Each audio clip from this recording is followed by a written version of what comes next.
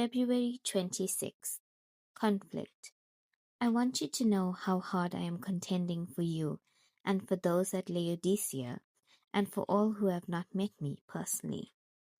Although Paul was in prison, he was constantly at work for his Lord, and not least of all at the work of prayer.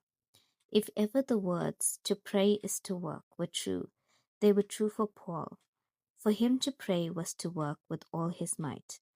Prayer has been described as a conflict. In this verse, Paul uses the words, "How hard I am contending for you." To contend means there is a battle going on, a conflict. The same word conflict is associated with faith. Fight the good fight of the faith. Sometimes we hear the expression, "If you can do nothing else, you can pray," as though prayer were the easiest of all things. A simple fact, it is the hardest. No person knows what prayer really means unless they know what it is to labor in prayer.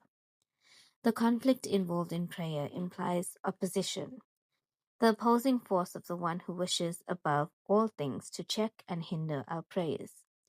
We discern something of this opposition in Ephesians 6:12. For our struggle is not against flesh and blood.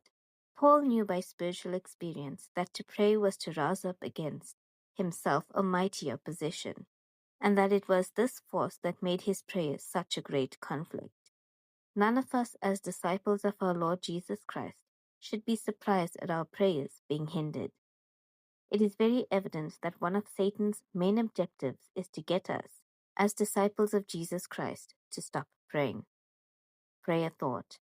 Lord, as I labor in prayer, I am reminded that the battle is yours.